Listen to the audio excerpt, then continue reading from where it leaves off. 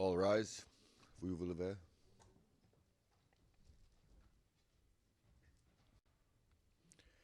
The International Criminal Court is now in session. L'audience de la Cour pénale internationale est ouverte.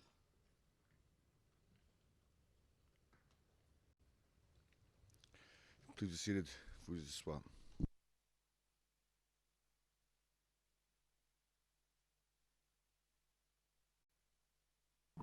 Now, where's my transcript?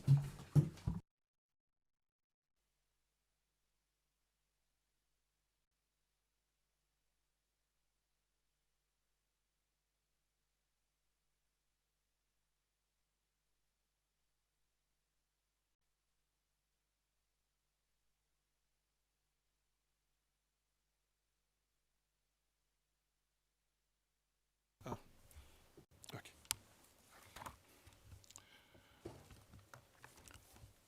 Bonjour à tous. Good morning to all.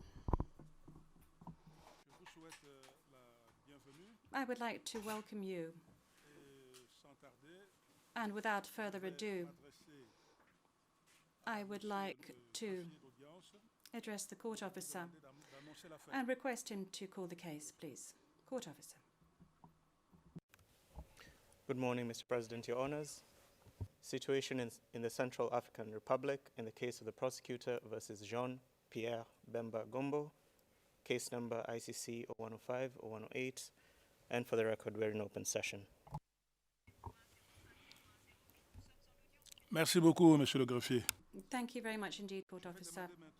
I would like now to request that the parties introduce themselves, starting with the office of the prosecutor, please. Avant cela, But before doing so, j'aimerais demander à tout le monde to request de parler, that all those present speak slowly marquer des pauses and that they observe avant pauses de répondre aux questions before answering any questions aux in order to faire leur travail. enable the interpreters to do their job. Puis-je demander maintenant May I now request the representatives of the Office of the Prosecutor to please introduce themselves and introduce the members of their team. Thank you. Good morning, Mr. President, Your Honours. It's Fabrizio Guariglia, Director of Prosecutions, and appearing with me today are Ms. Helen Brady, Senior Appeals Counsel, Ms. Priya Narayanan, Appeals Counsel, Ms. Nivida Thiru, Appeals Counsel, and Ms. Sylvie Vidigne, our Case Manager. Thank you.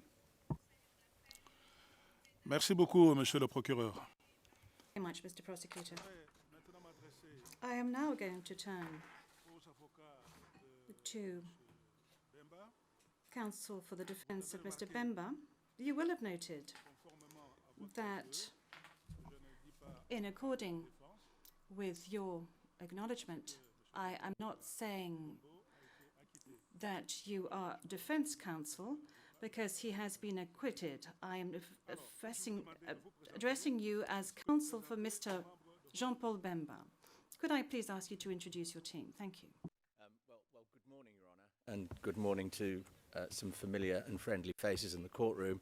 Of course, your faces are not familiar to us. This is the first time we've had the honour and the privilege to appear in front of you, and may we say how welcome a privilege it is, and we're grateful for you for affording us this opportunity. My name's Peter Haynes.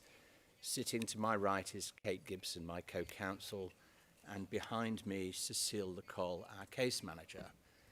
You will, of course, have noted that our client, Mr. Bemba, is not present. He doesn't, of course, have the happiest memories of his time here in The Hague or in Scheveningen and prefers not to attend. But you can be assured that we act upon his instructions at all times, and we're in regular contact with him.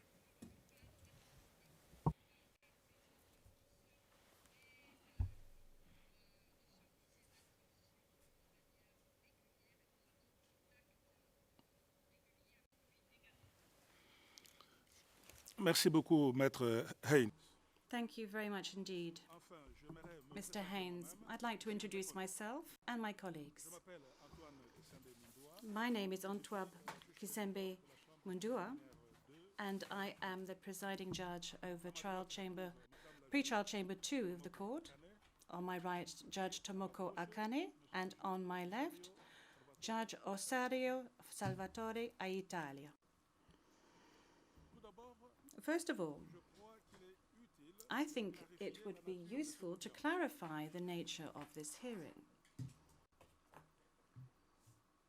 Celle-ci s'inscrit This hearing dans le cadre is de la being procédure held liée in à the la demande context d'indemnisation of the proceedings for reparations Bemba that Mr. Bemba soumise has 7 mars 2000 submitted on the 7th of March 2019 to this very chamber on the basis of Article 85 of the Rome Statute.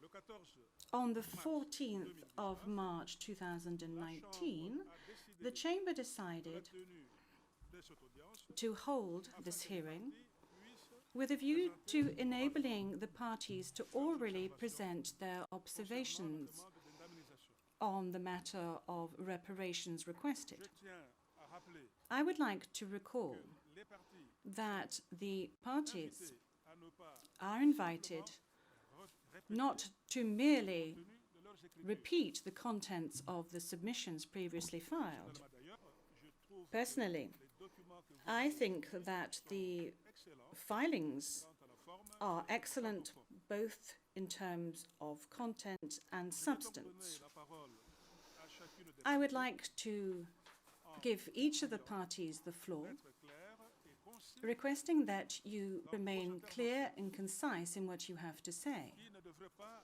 dépasser la durée And de 30 minutes. your Afin allocated time for speaking should not exceed 30 minutes for such allocated speaking time to be assez de temps fairly distributed, éventuel and with a view to leaving some time to one side for possible questions and answers. Councillor Haynes, Mr. Haynes, you now have the floor. Your Honour, thank you very much. And as a matter of courtesy, I notice also that the representatives of the registry are here in court in due course. I'm sure they will introduce themselves. This is a case in which you're going to be sailing into uncharted waters. This is new territory. Our analysis is that Mr. Bemba may very well be the first and only person whose assets have been frozen by order of an international criminal tribunal or court. He is certainly the only person whose assets have been frozen who was subsequently acquitted. So therefore, Your Honours, you will be making the law about this in this case. There's not much in the jurisprudence of this court or other tribunals to assist you.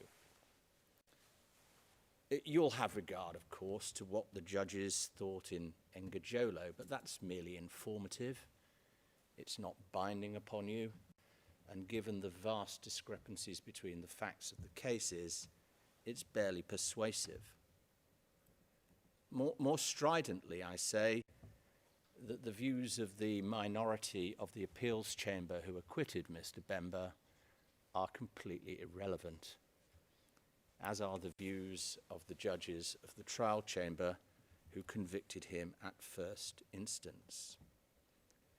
The starting point factually for you is that Mr. Bemba was wrongly convicted. Now, I'm not about to submit that every person whose conviction is reversed on appeal is the victim of a miscarriage of justice.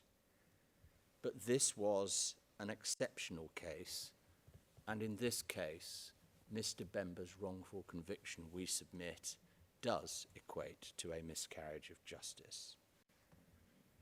The manner of his conviction, both procedurally and in terms of the initial judgment passed upon him, was stark and shocking.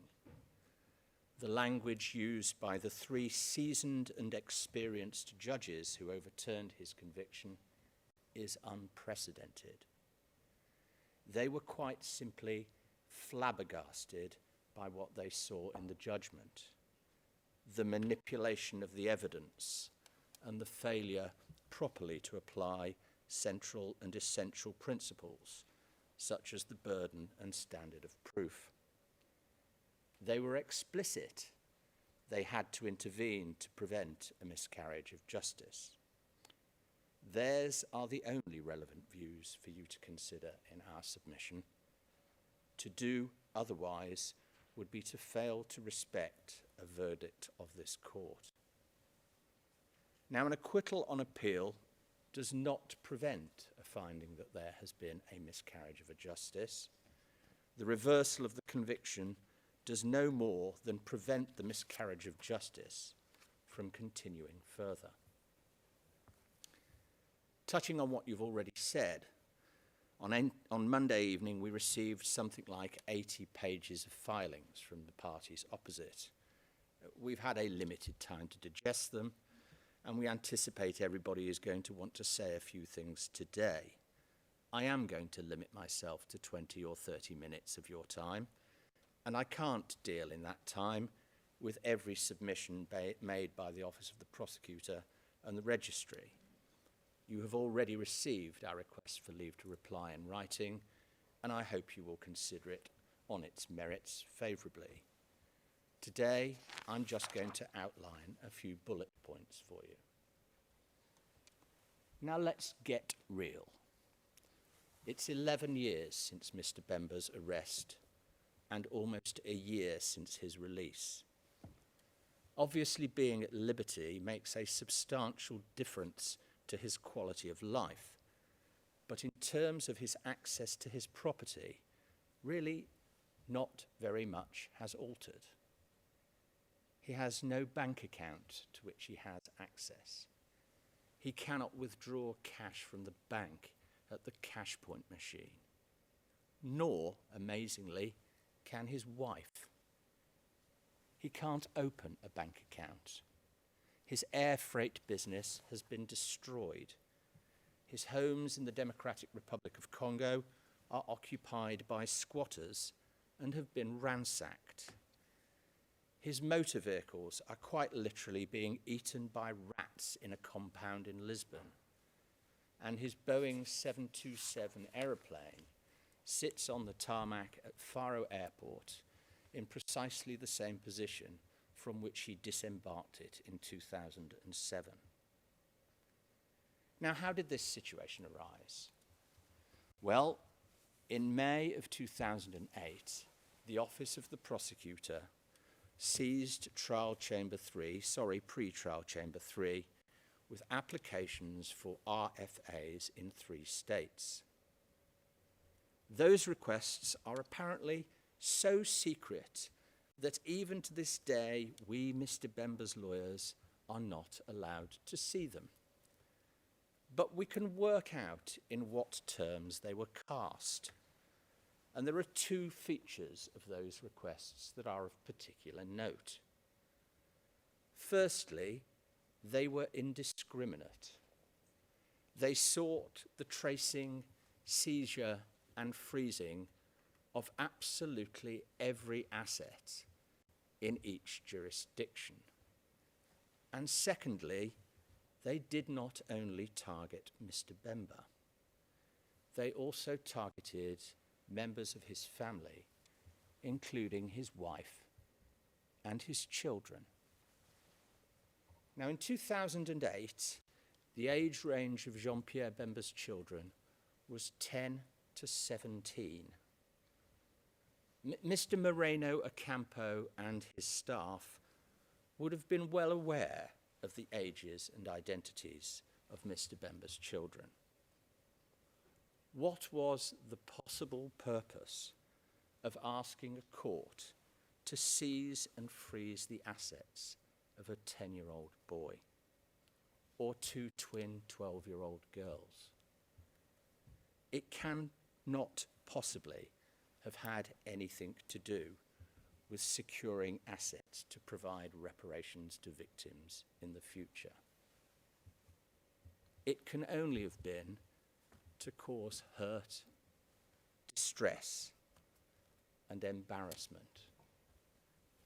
Seeking to target the property of children in these applications was, in our submission, spiteful and malicious. Now, we disagree with the prosecution that proof of malice or malafides or malfeasance is a necessary prerequisite for a successful claim under Article 85 of the statute. There were some very clever lawyers who drafted the Rome Statute. They were well aware of phrases like malafides, malfeasance, and malicious prosecution, and if they'd wanted to include them in Article 85, they would have done. And they didn't. And it would be wrong for you to import notions such as that into a construction of that article now. But if you wanted evidence of malice, there it is at the very inception of these proceedings. And it has continued right through to this day. You'll find it in the prosecutor's statement of June the 13th, 2018, when the last thing on earth she could bring herself to do was express regret for the fact that Mr. Bemba had spent 10 years in custody, which she should have done. You'll find it in the fact that Mr. Bemba's wife still cannot access her property or bank accounts, and that nobody in this room will lift a finger to help her do that. Malice and bad faith suffused this prosecution from start to finish. A malice born of personal and institutionalized enmity towards Mr. Bemba and his family. We didn't raise it in our initial filing because we don't believe it's part of the necessary means of proof. But now that it's been raised over there, we answer it. These aren't the only examples. The greatest of them all has probably slipped under the radar, and that's the planes at Njili Airport in Kinshasa. The prosecution knew about them. Of course it did. It has all the financial investigative tools, as the registry has submitted. It worked hand in hand with authorities in the DRC throughout this case. And let's be honest, Mr. Bemba's sources of wealth and income were hardly secret. The registry knew about them. How could it not? It was, as it submits, in regular contact with the states concerning the freezing of property. This wasn't the first Congolese accused before the International Criminal Court.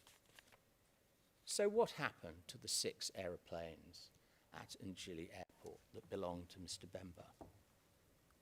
Shortly after the issuance of the RFAs, they were moved to one side of the airfield on the instructions of representatives of MONUSCO, the peacekeeping force in the Congo. And a few days later, in the face of objection by Mr. Bemba's lawyer, they were simply destroyed, cut to pieces. That at least is how I translate the word découpé in the relevant witness statement. Now, how was that ever going to help the victims? How was that going to protect a fund to provide reparations? Assets valued at 33 million euros just cut up. Mr. Bemba's principal income stream turned off. Now, had this all been a terrible mistake, you might have expected a representative of the Office of the Prosecutor or the Registry to communicate it to Mr. Bemba's lawyers, or to him directly even, to go to him and say, something awful has happened. The authorities in the Congo misunderstood why we were asking them to seize and freeze your assets. But nothing of that sort happened. Nobody went to Mr. Bemba and said, you've just lost your whole income stream. 33 million euros worth of planes have just been cut to pieces. No, they didn't do that. because, as we say in English, the proof of the pudding is in the eating, which is a roundabout way of saying people intend the consequences of their actions. The cutting up of Mr. Bemba's planes was not a mistake. This was about cutting him down to size. This was about saying, we've got you now, and we can do whatever we want to you and your family. Now, the registry purport to deal with this incident in their response. They say that this was not done by the court. Cited, redacted, redacted, redacted, redacted. Well, sorry, but no. This is a system of public and open justice. Either that is disclosed and we get to make submissions about it, or you ignore it, whatever it is. The second registry submission, that Mr. Bemba could have and should have applied to discharge the freezing orders once he became suspicious that they were being mismanaged, is equally naive. What would have been the possible point of that? He could have gone before Judge Steiner and said, can you please give me back the cut-up pieces of my aeroplanes? Now, while I'm there, I want to say something about burdens and standards of proof and evidence. Mr. Bemba brings this claim, and of course he therefore bears the burden of proving it. But he doesn't have to convince you of anything. This is a civil claim. The appropriate burden of proof is on a balance of probabilities. And he proves that case on evidence. And he's gone to the trouble of providing you with some. 3 witness statements, an expert's report, and various exhibits. We filed this claim in March, and everybody asked for a little extra time, and you granted it, so that they could deal not just with the legal issues, but the factual issues that were raised in this case. 2 months is perfectly enough time to deal with factual issues that have been raised, even enough time to garner, collate, and submit some evidence if you want to contradict something Mr. Bemba is asserting. But nobody has chosen to do that. No investigator, Portuguese police officer, representative of MINUSCO, or the like, has been brought before you in the form of a witness statement to contradict anything that Mr. Bemba's evidence lays out for you. You have no reason or basis to disbelieve any of the claimant's evidence, and you are therefore bound in our submission to make findings in line with the evidence that Mr. Bemba has provided you with. Pleadings are of some use in that they crystallize the issues that are live in the case. And we submit to you that any sensible analysis of the pleadings or filings in this case reveal that there isn't much in dispute. These are the things that are not in dispute. 1, Mr. Bemba's assets were decimated. I'm not concerned with the financial loss. They were destroyed. They were decimated. We all agree that. 2, the destruction of the property resulted from the requests for assistance issued by the ICC. 3, the pre-trial chamber issued the request for assistance at the request of the prosecution. 4, the requests for assistance were framed in the broadest of terms. 5, the destruction of somebody's personal property is a breach of a fundamental human right.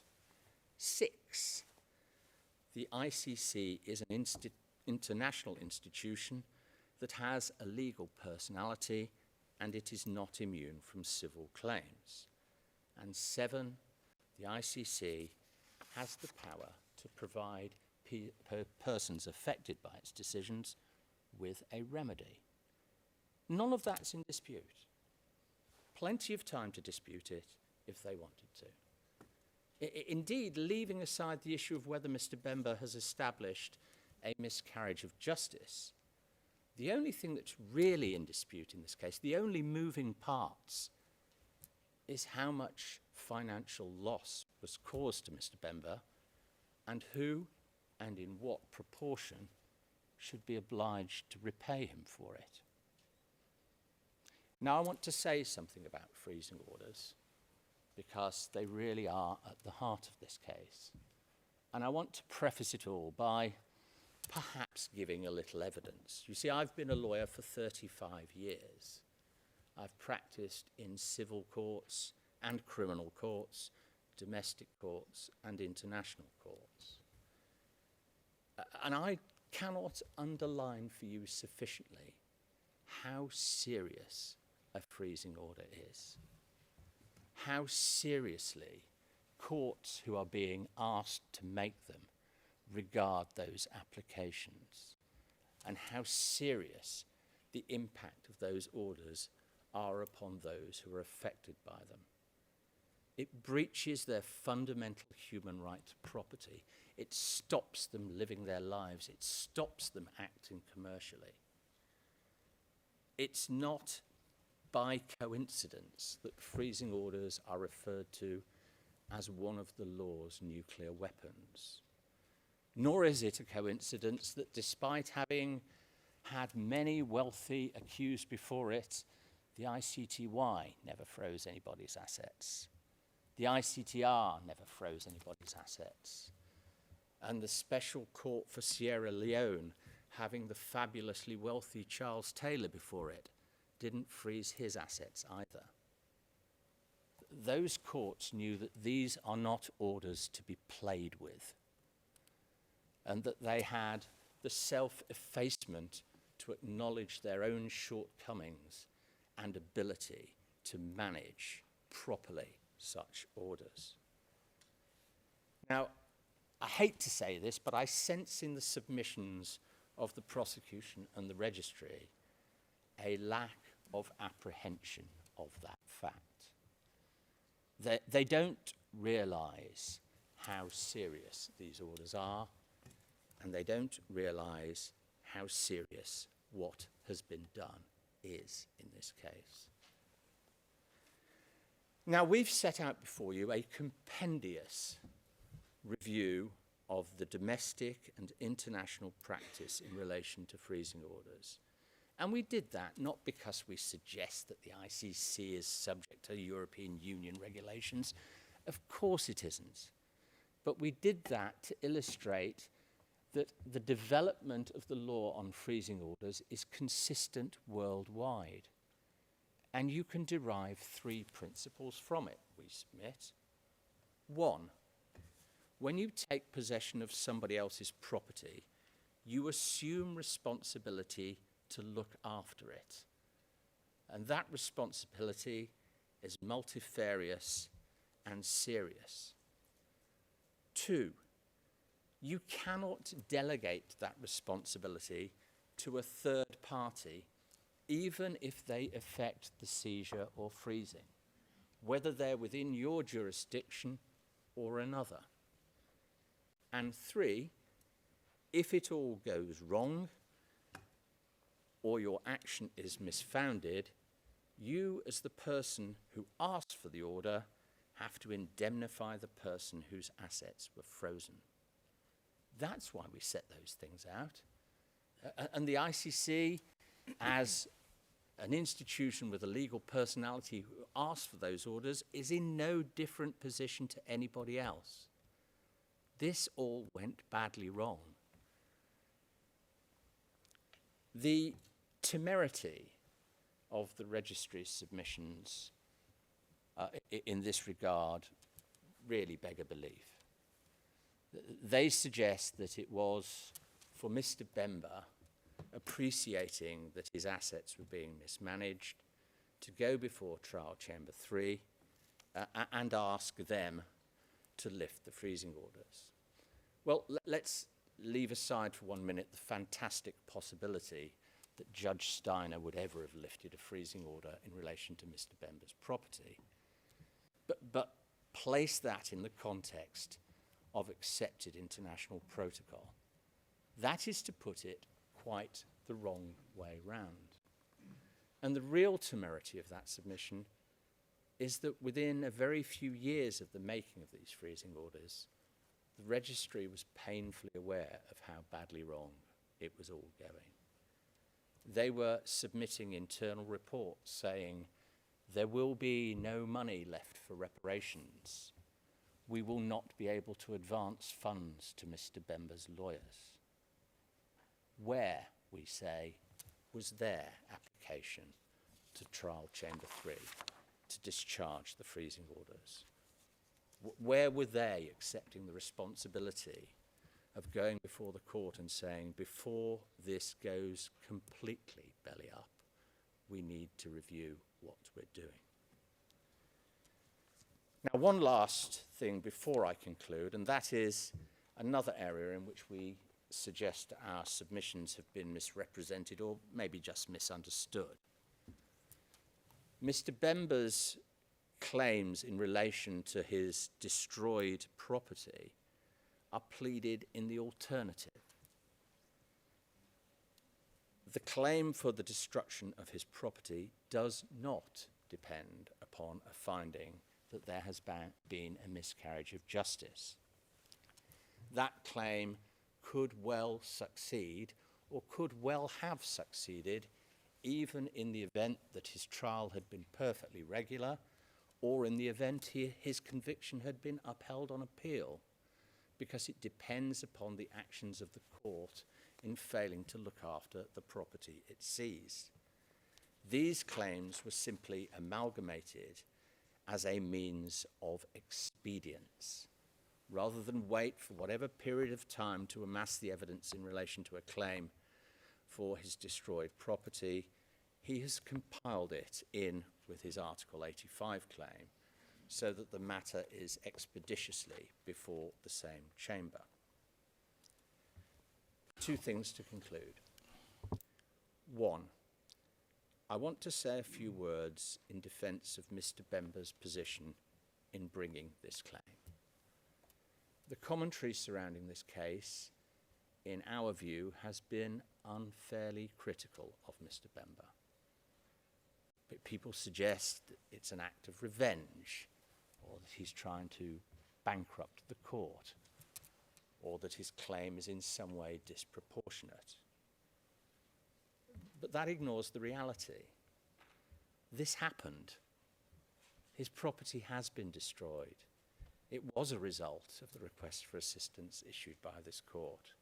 He would have preferred to walk out of prison on June the 8th last year and been handed the reins to a thriving air freight business, and been handed the keys to his houses and told where he could pick his cars up, and be given a wallet full of credit cards that he'd have got out and spent in a restaurant. He still can't do any of those things. And the effect of his claim is only to ask you to put him back in the situation he was in May 2008. It is no more and no less than that. If you do award him any damages for his incarceration, he will give that to victims in the Central African Republic. Now, as you know, we would have preferred to come and talk to you about this case really when all the pleadings were closed. We would have preferred, and I don't think we're necessarily controversial in this, that you received some input from the states concerned. But here we are. We're talking to you really midway through the filings in the case. So we want to make some concrete suggestions as to the roadmap forward. Don't be under an illusion that a finding that this claim fails because Article 85 hasn't been satisfied will be the end of anything. It won't. And don't be under any illusion that a finding that the states and only the states are responsible for the losses occasioned to Mr. Bemba will bring an end to anything. It won't. Indeed, such a finding would be scandalous and, in our view, contrary to the rules of natural justice. Mr. Bemba's losses are increasing daily. Now, what usually happens, and again, forgive me if I'm trespassing into the area of evidence in cases or claims of this sort, is that at about this stage, a court would refer the matter to what's generally called ADR, alternate dispute resolution. And we're perfectly ready, on Mr. Bemba's behalf, to engage in that sort of exercise in any form, whether it's through referral of the matter to some formal arbitration authority, or by simply ordering the parties, which you perfectly well can do, to sit around a table somewhere in this building. That, we submit, would be a constructive and sensible way forward, leading to an expeditious and practical resolution of the matters referred to herein. I'll finish where I started. This happened to Mr. Bemba. Hopefully lessons have been learned and it won't happen again. But his situation needs to be repaired, and this sorry chapter of the court's history needs to be closed. Thank you very much.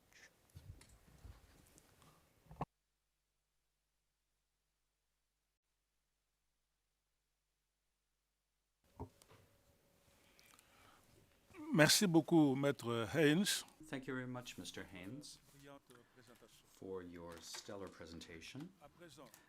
Now, before I allow the Office of the Prosecutor to address the court, I would like to do one thing. Now, I do see that there are 6 people in the courtroom, and usually the proceedings deal with the 2 parties, the defense and Mr. Bemba's team, and I also see a team of people from the registry. Perhaps the registry would like to introduce the members of their team. I see Mr. Dubuisson, so I think I should allow Mr. Dubuisson to now take the floor, and if he could tell us who these 3 other people are amongst his team members. Mr. Dubuisson, thank you very much. Mr. President, Your Honors, indeed, with me today there is Marie Mathieu, who is a legal officer within the legal officers legal section, Nathalie Wagner,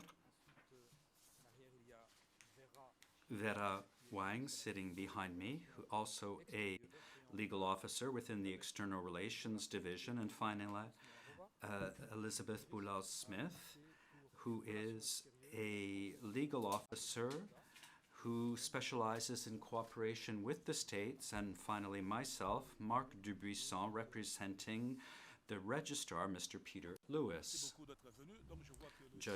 Presiding Judge, thank you very much. So I can see that, yes, there are 6 of you, all from the Office of the Registry. I'll now allow the prosecution representatives to address the court. Thank you so much, Your Honors. I will make some introductory remarks, and then my colleague, Ms. Narayanan, will address the main arguments advanced by Mr. Bemba in his claim for compensation. Before I do that, Your Honors, we received yesterday at 6 o'clock in the evening Mr. Bemba's request for a reply. We do oppose the request for a reply. We think that this particular issue has been fully briefed. You have received voluminous submissions from Mr. Bemba, as well as his opportunity to make comprehensive arguments in this hearing. We will provide further reasons in writing as to why we think that the test for a reply to be granted has not been made out. But just for the purposes of the Chamber's knowledge, we will oppose that particular request. Your Honor, in relation to the claim, the prosecutor's position, as you know from our documents, is clear. Mr. Bemba has not shown that he deserves to be compensated by this court. His request does not meet the high threshold under Article 85.3 of the statute, namely a grave and manifest miscarriage of justice. In fact, Mr. Bemba's claim falls manifestly short of the legal standard. and should accordingly be dismissed. Let me first give you a brief recap of this case, which you may contrast with the one provided to you by Mr. Haynes. Mr. Bemba was charged as a superior under Article 28 of the statute with war crimes and crimes against humanity. In 2009, the pretrial chamber unanimously confirmed those charges, and in 2016, the trial chamber unanimously convicted Mr. Bemba and sentenced him. In 2008, 8 June to be more precise, the appeals chamber, by majority, acquitted Mr. Bemba of crimes against humanity and war crimes. 2 other judges of the appeals chamber dissented, and in a comprehensive opinion explained why they would have upheld Mr. Bemba's convictions on appeal. Notwithstanding, once he was acquitted, the outcome of this case against Mr. Bemba was final. But Mr. Bemba's engagement with the court doesn't finish there. There is, as the chamber is surely aware of, a second case. While Mr. Bemba was detained for the charges of crimes against humanity and war crimes, he was alleged and found to have committed offenses against administration of justice, together with his then leading counsel, another member of his defense team.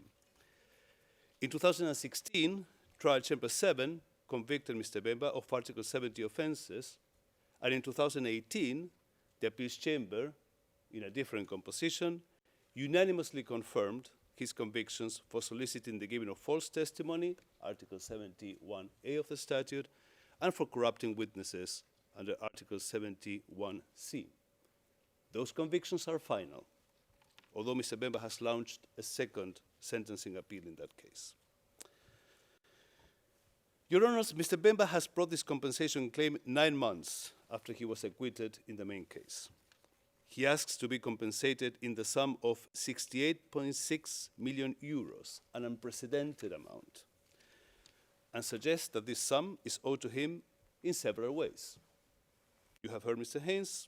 I will still give you our understanding of the different categories of claims that he has made. Some of this money is allegedly owed to him for his detention, some as aggravated damages, some as legal costs, and some in relation to purported damage to his property, a particular area in which my colleague Mr. Haynes seems to have placed particular emphasis during the hearing. But this discussion, which takes up almost half of the allocated 60 pages of the request, is actually beside the point. It cannot avoid the central question at the core of all compensation claims. Has Mr. Bemba established a grave and manifest miscarriage of justice in the sense of Article 85.3, such that he should be compensated by this court? The answer, Your Honors, is a resounding no. Mr. Bemba has not met his burden to show that he has suffered a grave and manifest miscarriage of justice. That was already clear on his written submissions.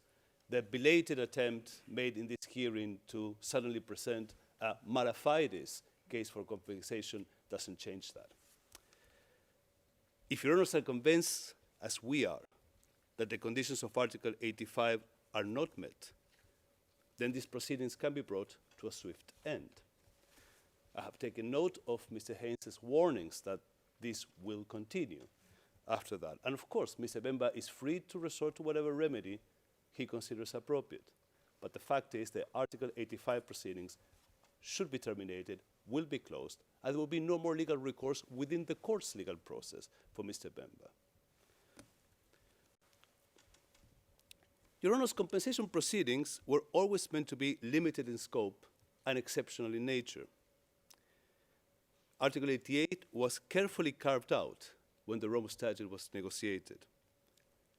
And to respect the compromise achieved in Rome by very intelligent lawyers, indeed, certain fundamental principles must continue to govern compensation proceedings before this court. First, compensation proceedings involve a two-step process. The applicant must first convince a panel of judges whether the compensation chamber, in this case you, Your Honors, or a previously seized chamber, the trial chamber or the appeals chamber in this case, of an Article 85 violation. And he must be able to affirmatively point at the relevant parts of the record that establish that violation. Further, Your Honors, for a claim brought under Article 85.3 to succeed, the applicant must show the existence of a grave and manifest miscarriage of justice. Mr. Bemba's claim fails at this first hurdle. There are simply no such findings on the record, nor has he otherwise shown that this chamber should make those findings at this stage. Second, and this is unique to Mr. Bemba's claim, compensation proceedings are not a second appeal.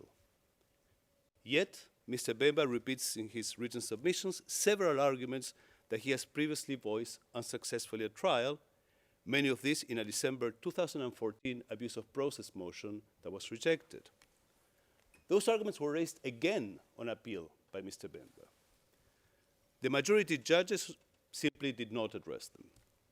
The dissenting judges on appeal actively rejected those arguments. The outcome of this case is final. Arguments from those proceedings are no longer relevant. Principles of certainty, efficiency require this approach. If not, when will this end? Third, Your Honors, these proceedings are Article 85 compensation proceedings governed by the Rome Statute.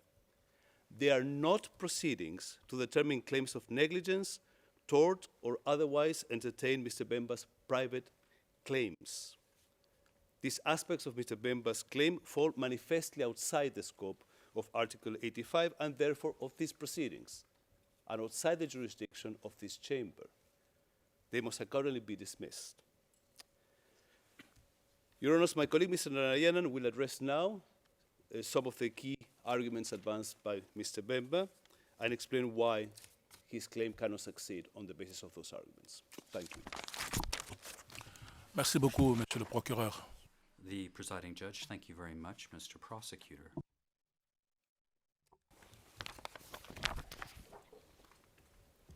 Good morning, Your Honours.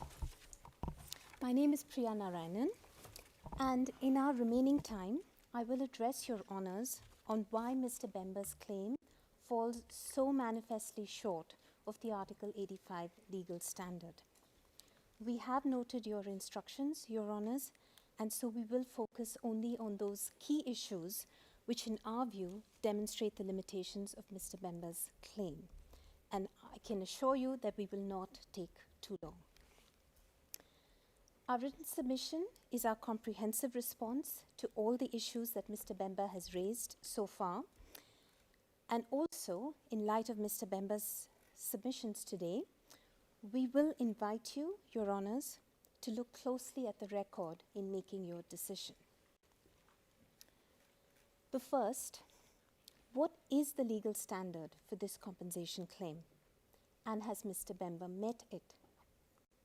As Mr. Warilia has just said, the legal threshold is a high one, and Mr. Bemba has not met his burden. But allow me to turn first to this legal standard under Article 85.3, a grave and manifest miscarriage of justice. And Your Honours, this is not new territory or uncharted waters. This is the court's law. To explain this, I will make 4 points. First, obviously, Your Honours, the terms grave and manifest qualify the phrase miscarriage of justice. So since Mr. Bemba has chosen this provision as the basis for his claim, he must show not only that he suffered a miscarriage of justice, but that it is grave and manifest. So if one were to explain this differently, and as the Oxford English Dictionary says, other words for grave are egregious and critical, and the term manifest means obvious or unmistakable. Second, the Ungojolo Chamber, and this is the correct standard in our view, interpreted this provision to mean a certain and undeniable miscarriage of justice. it should result in a clear violation of the applicant's fundamental rights, which caused serious harm. And I'd like to refer you to the Ungujolo compensation decision, paragraph 45. And this interpretation also follows the concerted choice of the drafters of the Rome Statute. As you know, Your Honours, Article 85.3 was born out of a resolve not to compensate a person when he or she is acquitted, but rather compensation under this article was limited to those exceptional circumstances that a chamber finds will warrant it. The phrase exceptional circumstances underlines the drafter's intention to limit liability in the case of acquittals. It does not imply just a wish that cases of miscarriages of justice should be few and far between, as Mr. Bemba seems to suggest in his claim. So in other words, awarding compensation upon acquittals was meant to be exceptional. Third, again, as the Ungujolo Chamber has said, the Article 85.3 standard should be viewed through the lens of mala fide actions, whether wrongful prosecutions or similarly wrongful judicial decisions. And Your Honours, with respect, the clever lawyers who drafted the Rome Statute meant exactly that. Some of them sit beside me, and there are, of course, others in this institution. So clearly, not every error, or even one leading to an acquittal, is enough. And even if found, not every miscarriage of justice is a grave or manifest one. Fourth, Article 85, as a statutory compensation scheme, is exhaustive. It is already consistent with international human rights standards, and in fact, Article 85.3 goes beyond these standards. Allow me now to turn to the specifics of Mr. Bemba's claim under Article 85.3. At the outset, we note that Mr. Bemba's submissions today on Article 85 are somewhat different from his written claim. But nonetheless, we will address those key issues in the claim. In a nutshell, Your Honours, Mr. Bemba's claim is simply not what Article 85.3 is meant for the following three reasons. First, some of the issues that Mr. Bemba brings are insignificant to Article 85. Indeed, Your Honours, some may even seem trivial. As his very first allegation, his lead allegation at the heart of his complaint, he asks you to consider his contention that several footnotes in the trial judgment are inaccurate. Your Honours, these Article 85 proceedings before you have a certain gravitas. They were designed to provide for genuine miscarriages of justice, not what Mr. Bemba perceives as anomalies in footnotes. But still, on this point, Mr. Bemba has never fully identified which 84 footnotes he takes issue with among the over 2,000 footnotes in the trial judgment. But that said, Your Honours, we have looked more closely at the three examples that Mr. Bemba gives in his claim, and we have compared them to the official transcripts. Two of the examples that Mr. Bemba gives to fault the trial chamber are actually the opposite. They confirm that the trial chamber was correct in its references and that the error seems to lie with Mr. Bemba. And the third example is nothing more than a typo. It could happen to anyone, perhaps even to Mr. Bemba or his counsel. Likewise, another aspect of his complaint focuses on his counsel's disagreement with the presiding judge at trial some 8 years ago that one question asked of one witness in the course of trial was leading in nature. Let alone a grave and manifest miscarriage of justice, Your Honours, these aspects do not even rise to the level of showing an error. Second, Mr. Bemba uses these compensation proceedings as a second appeal. Many of the arguments he now raises, whether it relates to how the trial was run, or how witnesses were treated, or how the prosecution and the trial chamber approached the Article 70 investigations into Mr. Bemba's criminal conduct, or even how the legal representative of victims was allowed to participate in the trial, these are all issues which the trial chamber heard, comprehensively addressed, and rejected. Many of these issues were raised in Mr. Bemba's December 2014 abuse of process motion. They were heard and rejected. There are also arguments which the dissenting judges on appeal heard, comprehensively addressed, and rejected. Now, the majority judges on appeal did not consider them necessary to entertain, but on this point, we have the dissenting judges' views that the majority's opinion was not necessarily inconsistent with their own. And I'd like to refer you to the dissenting opinion to the Bemba appeal judgment, paragraph 1. And we must note, Your Honours, at this point, that Article 74(5) provides that all views, all judicial opinions are part of the judgment, whether they're in the minority or in the majority. But yet, at this very late stage, Mr. Bemba asks you to consider or reconsider these arguments again for the third time in these proceedings. This cannot be.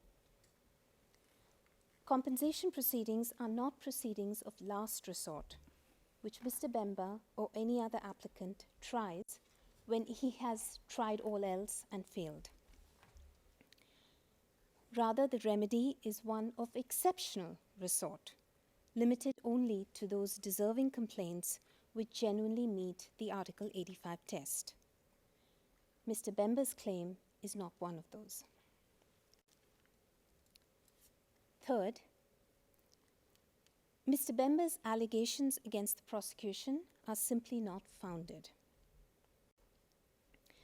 At the outset, we note that Mr. Bemba brings only one allegation against the prosecution as an alleged miscarriage of justice under Article 85, namely whether the prosecution investigated the Bemba case properly. But on its face, this complaint does not relate to how the investigations were conducted, but rather it relates to the change in the mode of liability from Article 25(3)(a) to Article 28 at confirmation. But, Your Honours, this is exactly what the confirmation process is for. Clearly, Mr. Bemba himself did not consider the issue of supposed investigative bias important enough before these proceedings. He did not complain about it in his earlier abuse of process motion or even on his appeal. So this is, in a sense, the first we're hearing of this. And as the Ngujolo Chamber has already said, compensation proceedings are not the place to scrutinize the prosecution's investigations under a microscope or with the benefit of hindsight in a rear-view mirror. Whatever the nature of the prosecution's investigation, it simply cannot ensure a particular outcome. The prosecution investigates to the best of its ability. It has no obligation of, it has an obligation of means, but not an obligation of result. Moving on, of the two other claims that Mr. Bemba makes against the prosecution, namely that the losses he claims in relation to the plane can be attributed to the prosecution in some way, and regarding the prosecutor's public statement after the Bemba appeal judgment, Your Honours will need to consider them only if you were to first find that there has been a miscarriage of justice. Otherwise, these arguments, which are made to support his claim for consequential loss or damages, are irrelevant and may simply be dismissed. In any event, neither claim can be made out. On whether the prosecution's conduct caused Mr. Bemba to suffer losses with respect to the plane parked in Faro Airport in Portugal, Your Honours, any question of the prosecution's conduct in this regard, and whether it had the keys and documents to the plane, is beside the point. As the record shows, Mr. Bemba had the plane documents and he could access the plane keys otherwise so as to move and sell his plane. We do not know why Mr. Bemba did not do so. Answers to any questions on the keys, documents, or even the value of the plane all lie in the record before you, Your Honours. And we trust that this explains this issue. All the other submissions that my learned friend has made this morning on the RFAs and the freezing orders were not spelled out in the initial claim as any sort of miscarriage of justice, so we will not address them at this stage. On the prosecutor's statement after the Bemba appeal judgment, this was entirely appropriate, Your Honours. As the appeals chamber and human rights courts have said, the prosecutor, unlike Mr. Bemba, is not just a party to the proceeding. She has a public information role. Reaching out to the victims and the international community is a critical part of her mandate. And what could be more critical, Your Honours, than trying to explain the outcome of the case to victims, including those who suffered sexual violence? This is what the prosecutor did. And the statement was entirely appropriate. It accepted in clear terms that the outcome of the case was final and that she would respect the appeal judgment. This the prosecutor did. The court cannot also be responsible for social media commentary. Commentators on all sides are independent and they comment in their own right. And finally, Your Honours, you may wish to consider some of the unique features of Mr. Bemba's situation. He was acquitted in the main case, and that outcome is final. But while in detention, he interfered with the integrity of this court's proceedings, and that has been found beyond reasonable doubt. It would run counter to the principles of justice to compensate Mr. Bemba in these circumstances. And Your Honours, you have the discretion to assess that. Your Honours, there may be a day when this court will have to address a bona fide Article 85 claim and assess whether someone should be compensated in the circumstances. But Mr. Bemba's claim is not such a claim. Mr. Bemba's claim falls manifestly short of the legal standard. We would respectfully request you to dismiss Mr. Bemba's claim.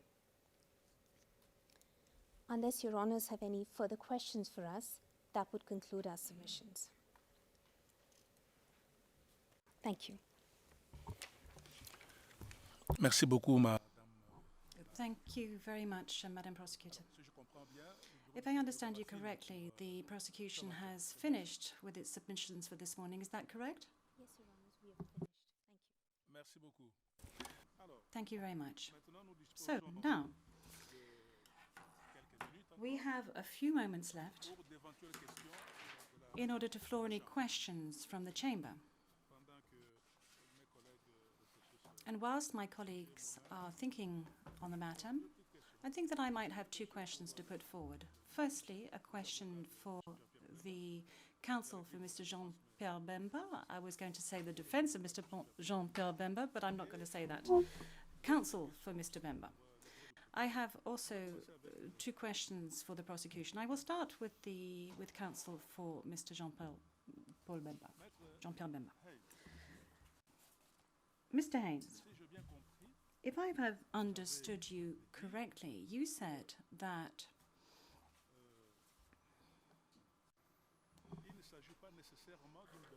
this is not necessarily a request, or there is not necessarily the presence of malicious intent, and this is not required for justice to be served in the matter. I'm going to speak in English, so yes, it's better. Maybe. If I understand very well, you said that every miscarriage of justice is miscarriage of justice. We don't need any mala fide intention. It seems that it's not the definition of the prosecution. So I would like you to maybe elaborate a little bit on that. If you think that every miscarriage of justice is enough, there is no need of mala fide intention, of malicious intention. Because according to the statute, Article 85, we need grave and manifest miscarriage of justice. That will be my first question. The second question is, you have made a comparison between the ICTY, ICTR, and the Special Tribunal for Sierra Leone proceedings about the seriousness of freezing assets. And you said, in the three tribunals, we never had cases of freezing assets. Maybe, according to me, it's just, you may correct me if I am wrong, maybe it is because that before those tribunals, we don't have reparations proceedings for the victims. That is why the freezing was not requested. So what do you think about that? It is because of the seriousness of the freezing, or because of the purpose of freezing assets? Thank you, sir.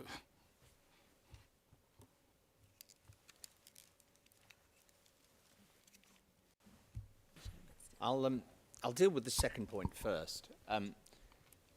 I was really simply seeking to place this case into an historical context and to place alongside the very, very many authorities we've cited, both domestically and the international protocols that relate to freezing orders, existent practice at other courts to show that a body of jurisprudence has grown up which is consistent, which emphasizes the seriousness of making these orders, the absolute importance of making sure that you safeguard the position of the person against whom they are made, so that what has happened to Mr. Bemba does not happen.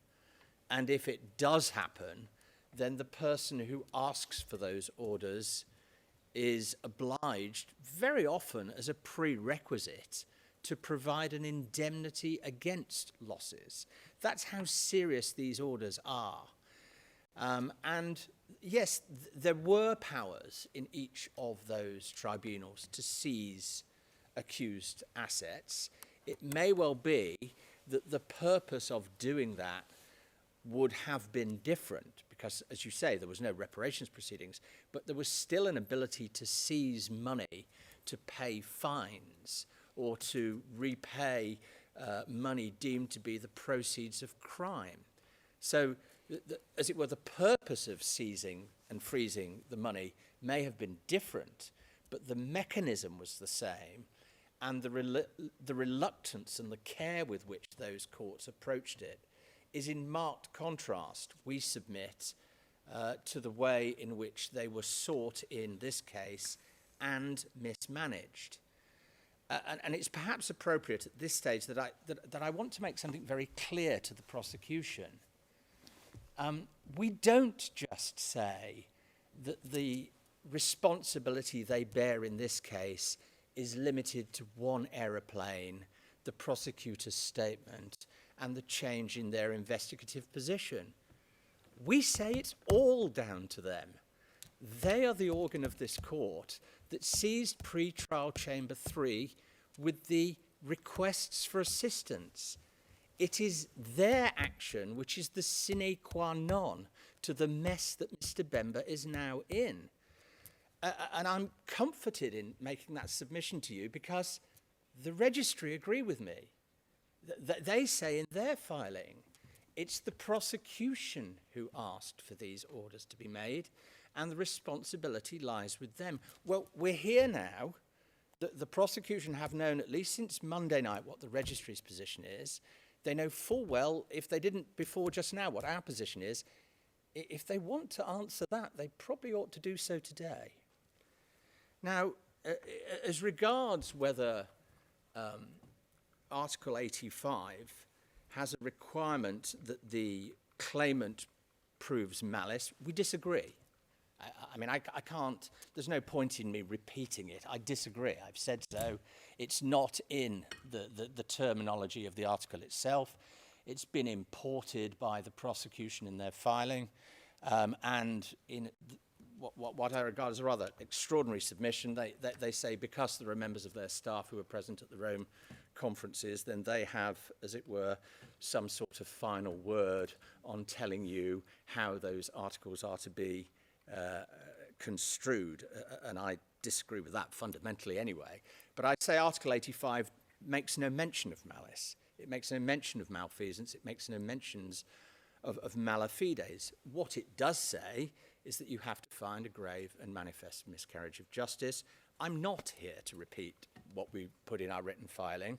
I've been at pains to avoid doing that this morning, but we submit that this is a grave and manifest miscarriage of justice. You can see that from the language of the judges who overturned the conviction, who were very disturbed at the way in which the convicting judges in the trial chamber, as it were, dealt with issues of evidence, issues of the burden of proof. And I'm not going to go through the various quotes of Judges Morrison, Van der Weingart and Chile, who quite plainly were astounded by some of the things they read in that judgment. So I say that what Mr. Bemba has laid out satisfies the test under Article 85. It's wrong to import notions of malice or mala fides or malfeasance. But even if you do, having been challenged by the prosecution on Monday night to do so, I've done so today, and they haven't answered that either. Merci beaucoup, Maître. Thank you very much indeed, Counsel.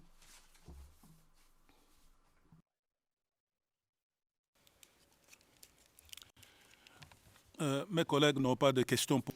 My colleagues of the bench do not have any questions to put to Counsel for Jean-Pierre Bemba. I will now move on to the questions to be fielded by the Office of the Prosecutor. I'm going to sideline the first question and move on to the second. If I have understood you correctly, if I have understood what you said in your presentation, you said that with the exception of Article 85 of the Rome Statute, there are no other solutions to be brought forward to assist Jean-Pierre Bemba. But in the filings submitted by the defense and in the doctrine in general, and if we consult the jurisprudence of other international criminal tribunals, that is, we see that there is an element of compensation for the violation of human rights on the basis of the inherent powers de la Cour. of the court itself. Est-ce que vous pensez que ça pourrait être Do you believe that this could be dans ce cas précis? a way forward in this specific case? Thank you, Your Honors. The respectful answer to the question would be no. Under the case law from this institution, including the appeals chamber, resort to inherent powers is not necessary when there is no lacuna to be filled. And here you have, and this was all the commentators that have analyzed Article 85, and by no means the fact that some members of the prosecution team were involved in the drafting of the Rome Statute is any authority, and that one I agree completely with Mr. Haynes. You don't have to believe us. But if you look at the drafting history of the provision, if you look at the commentaries to the provision, it is clear that Article 85 is lex specialis. It is clear that the intention of the drafters was to provide for a process of a highly exceptional nature to provide compensation for wrongfully prosecuted or wrongfully convicted persons who were subsequently found through a finding of the court to have been the victims of a grave and manifest miscarriage of justice. It is a high threshold, and this was hotly debated in the institution, and attempts to water down that threshold and to create a system of more or less automatic compensation every time that there was an acquittal were rejected. So there was an explicit decision by the drafters of the statute to give this court, to give you, Your Honors, with a vehicle to provide for compensation. That is the vehicle that applies here. That vehicle is highly exceptional. But perhaps the point that where we were not clear enough was that Article 85 is a self-contained system. It applies as a system or as a means to compensate a person for wrongful decisions made by the court in relation to his or her case. It is not a vehicle to bring any type of private law claims against the court. Mr. Bemba had been given inadequate medical treatment in the detention center and suffered some injury as a result. That is not something that you bring in the context of Article 85. That is a private claim that Mr. Bemba will be bringing. It's a claim that, as I think that the registry has correctly laid out in their submissions, falls outside the jurisdiction of this chamber and falls outside the scope of Article 85. Now, I think with some of the claims, it would be good to hear our colleagues from registry as to the facts, as to how that happened, and how they see also the court responding to those private claims. Because it's surely not a process that would involve the office of the prosecutor, and it's surely not a process that would involve this chamber or that would involve Article 85, but it is a process that certainly would involve, I think, the registry. So it may be helpful to hear from them as to that particular point. I don't know whether my colleague, Ms. Narayana, wants to add something. No, I think we have replied to your question. Perhaps one tiny point, Your Honor, just for the sake of completeness. The ad hoc tribunals did have the power to issue orders aimed at the freezing of assets, and they did it once, at least in the ICTY, in the context of the Milosevic case, the 1999 decision from Judge Hunt on the indictment against Slobodan Milosevic and consequential orders. And in a very swift decision, the judge issued a request for freezing of assets, of tracing and freezing of assets belonging to Slobodan Milosevic on the basis of, I think, probably much less evidentiary foundations that the pretrial chamber had in the Bemba case. As far as I can recall, we could never find those assets at the time, and that's why there was no freezing of assets, but the power was there and it was used. Those are my submissions, Your Honor. Merci beaucoup, Monsieur le Procureur. Thank you very much, Mr. Prosecutor. So I note that for you, Article 85 is sufficient in itself. And with regard to your interpretation of the provisions of the statute, you come back to the preparatory work and you say that the inherent powers are not to be applied here. Is that correct? I followed you in French, Your Honor. My French is limited, but yes, I think that is our position. Merveilleux. Wonderful. I'm just going to turn to my colleagues for a moment to consult.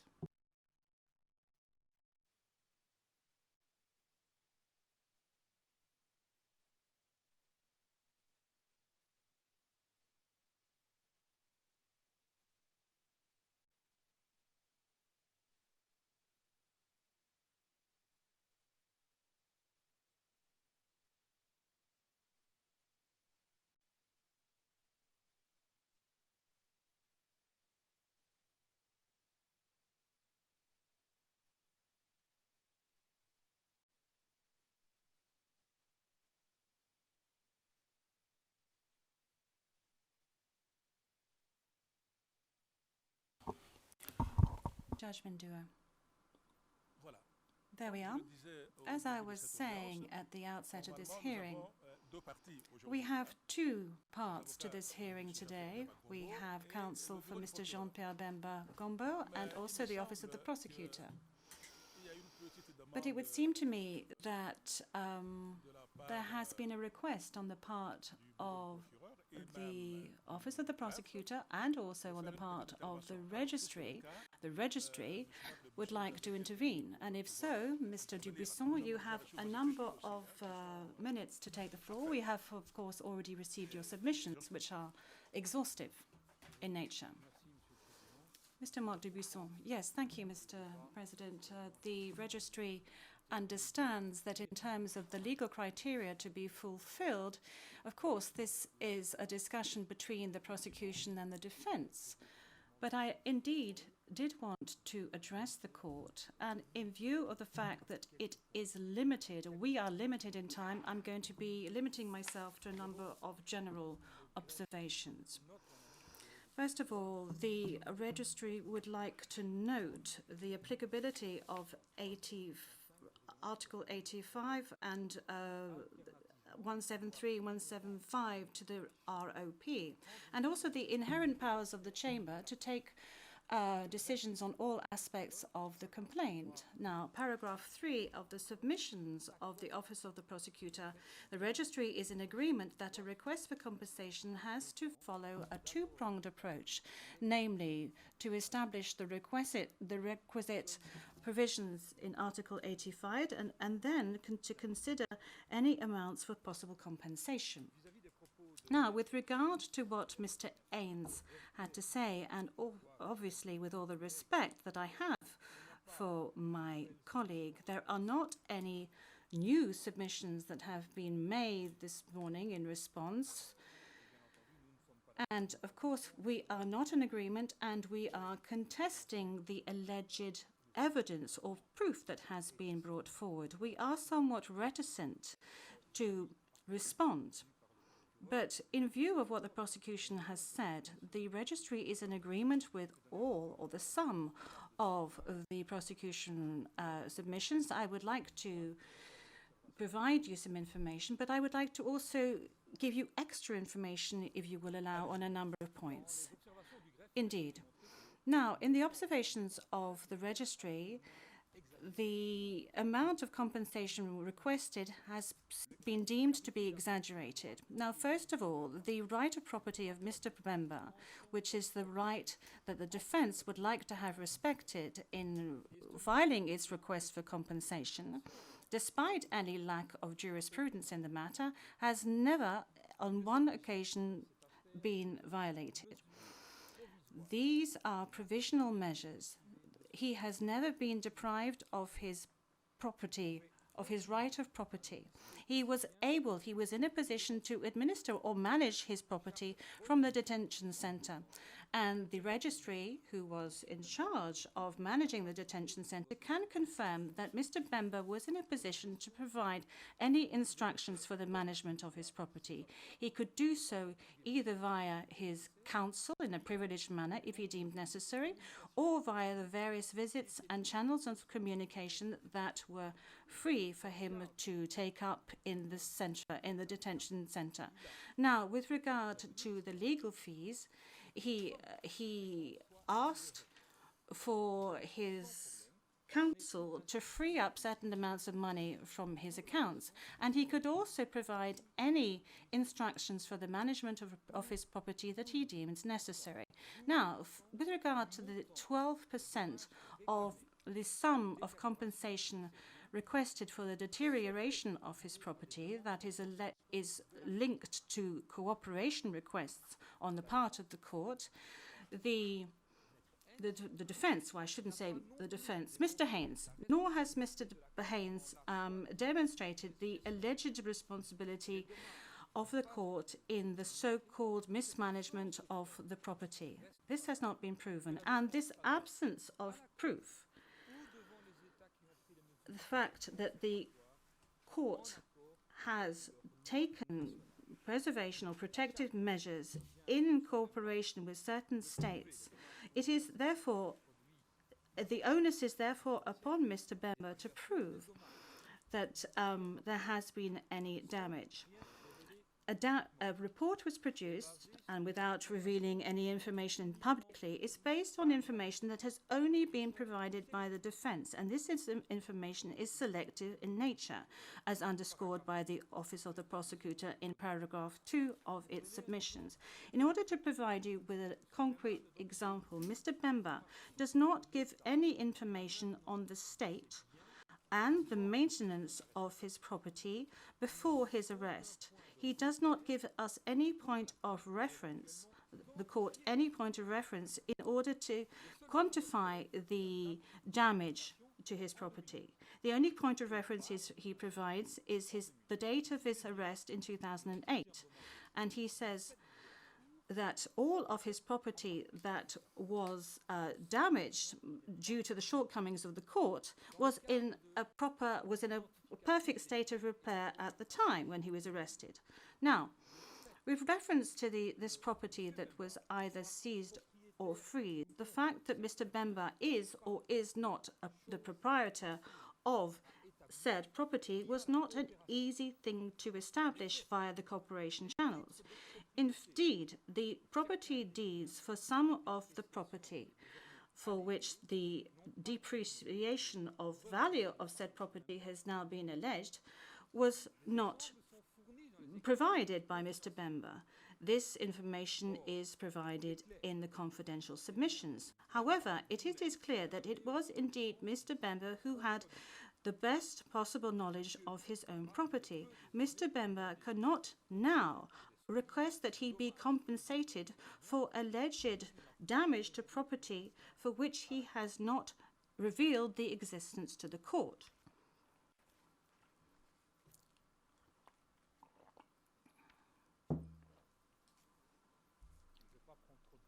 I'm not going to take up too much of your time, so I'm going to go straight to the conclusions.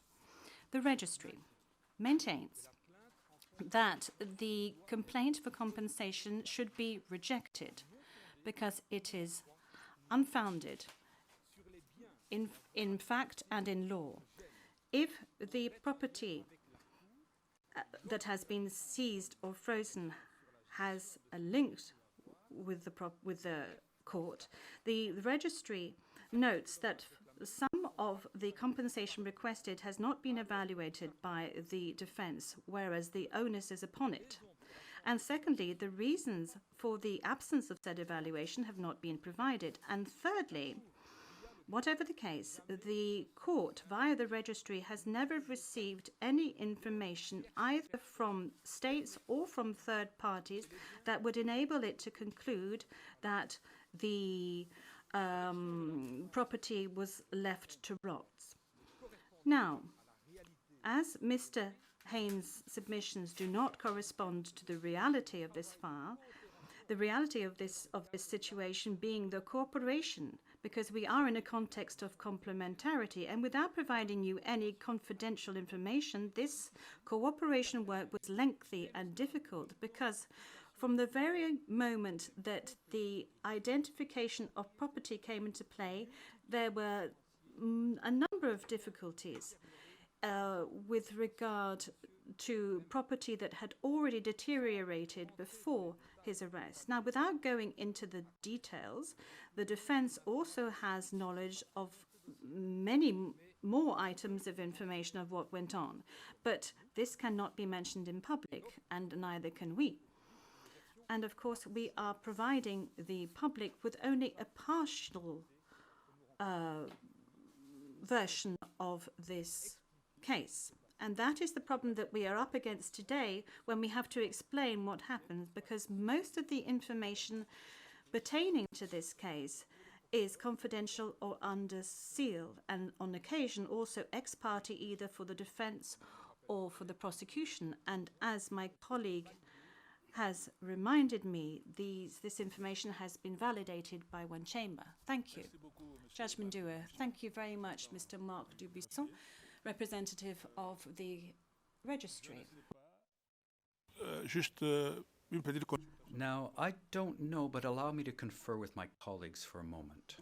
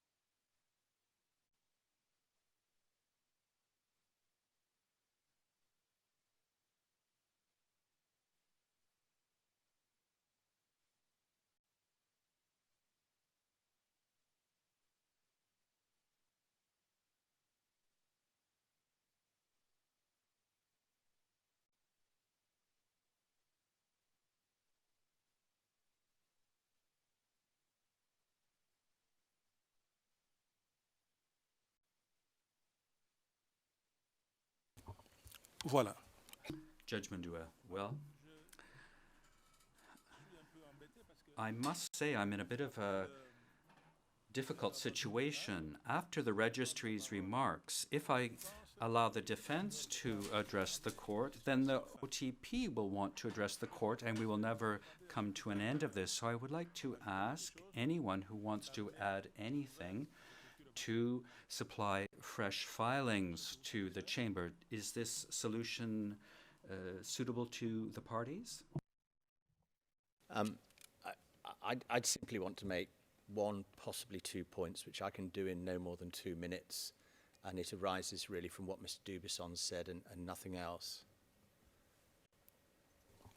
Okay. Judge Mundua. 2 minutes for you and 2 minutes for the office of the prosecutor. Thank you.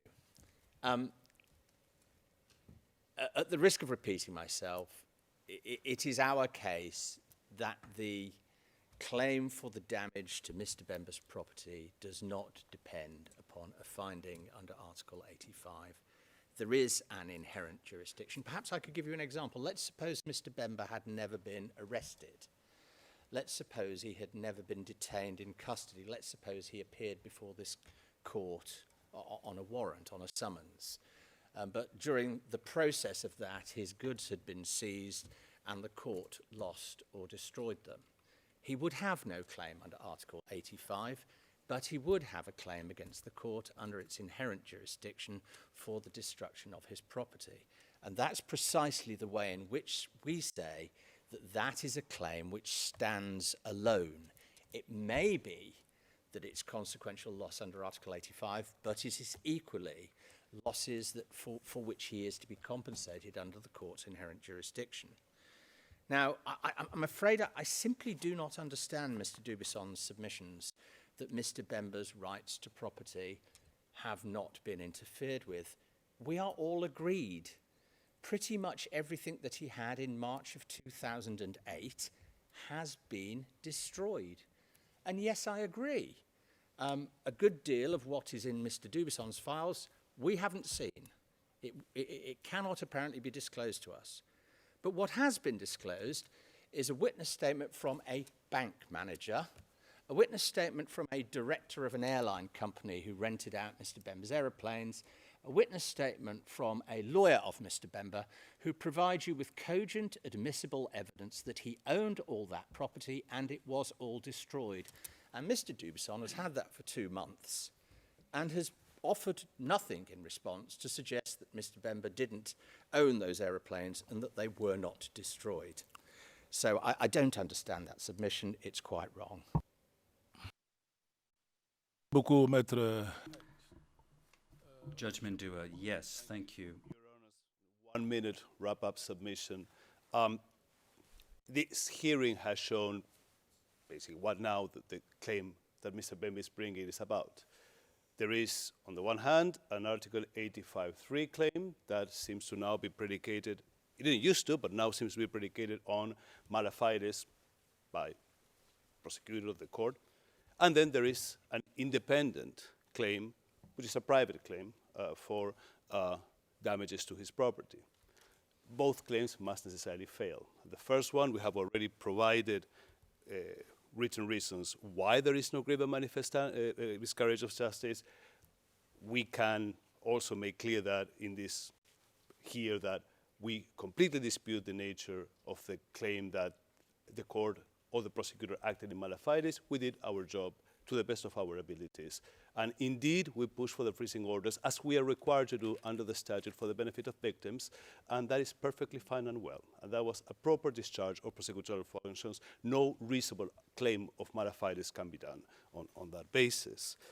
And then we received the ancillary claim of damages to his property. And this is where I think that basically the position that we have taken, consistent with the position of the registries, this falls manifestly outside the scope of Article 85, and it would be inappropriate and dangerous to resort to inherent powers of the chambers. This is a complex matter. It involves, as Mr. Haynes correctly recognized, it involves the court's legal personality.